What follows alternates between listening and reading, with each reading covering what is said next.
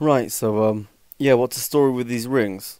So basically, lately I've been getting into a lot of jewelry designing and silversmithing, and this is kind of an exercise that I got to make three rings. This is kind of the sketch of the last one that has some sort of a pattern on it. Anyway, it's a very interesting craft. There's a lot of similarities to woodworking, so I hope you enjoy it. So in this first bit you'll see actually my friend that I'm videoing preparing what you call 925 silver, which is a combination of pure silver and copper to make it more stronger and less vulnerable to scratches.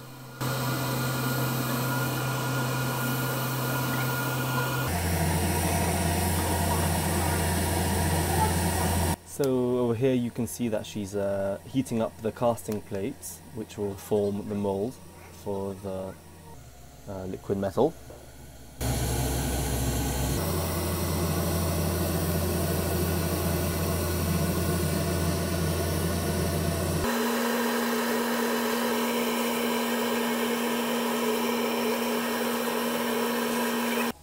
Once the metal is completely molten, you heat up the mouthpiece and try and pour it into the casting mold as quickly as possible to get one smooth flow of metal.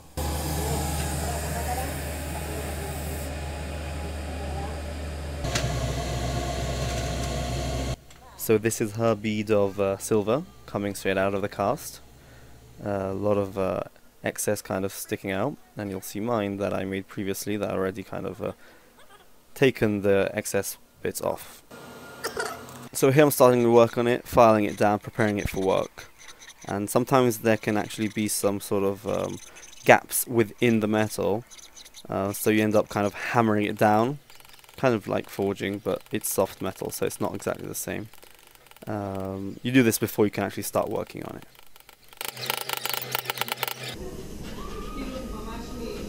Next, I temper it.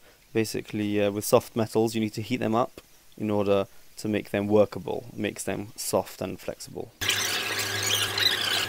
Then I take it through this kind of a stretching machine, valse thing, which kind of makes it longer, thinner, and into a sort of a square shaped. You need to continue tempering it every few stages because it becomes very brittle after a few times of working it, so you need to keep the material soft. And then I start cutting it down into more workable sized pieces.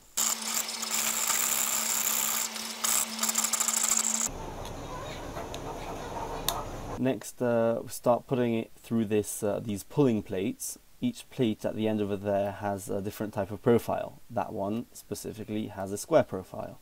They come in all sorts of different shapes and sizes. Basically, you pull it through the fat one at the beginning and work your way down to as thin as you like. Then after cutting a piece to the exact length that I measured for my ring, I start rounding it on this ring anvil into the proper shape. What's important at this stage is basically to get the two edges of the piece to be facing one another. It's irrelevant that that the ring isn't at the shape of a circle. So you see me sawing through it and sanding to make sure that the pieces touch each other with as much of a surface as possible, so that when it comes to soldering it, it connects together perfectly. So over here I'm putting on some borax. It's like a flux to stop the metal from oxidizing while soldering it together. And this is the actual soldering.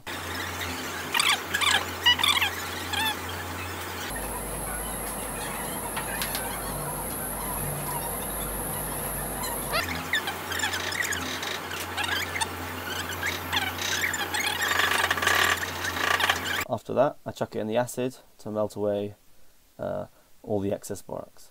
Oh, here's another piece that's got a half circle profile, and that's going to be for the second ring that I'm making. So I cut it to length and prepare it for rounding on the anvil.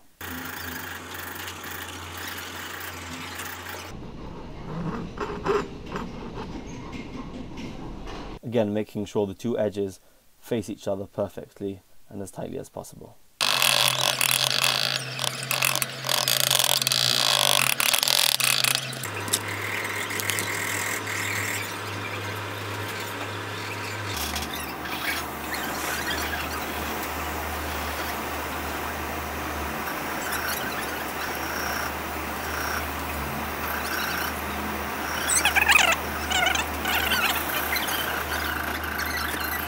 So after the rings sit in the acid and the borax is all dissolved away, you start kind of filing them out a bit, getting away all the excess all the excess soldering, and start shaping them into their final shape. Then a lot of sanding down all the way to 1000 grit before shining them and polishing them. So here I actually made another band, another ring with a sort of rectangle profile to it, and you see me kind of scribing some lines on it. That's going to be the pattern for the third ring that's got a design on it. So you see me kind of working away with some saws and some files to get it into the final shape. Quite a lot of work, but pretty cool at the end.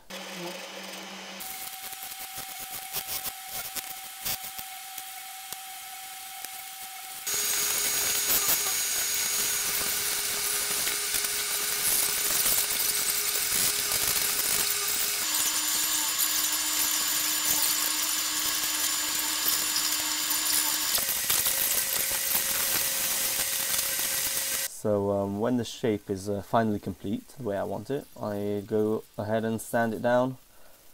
A lot of sanding all the way down to 1000 grit before polishing and shining it.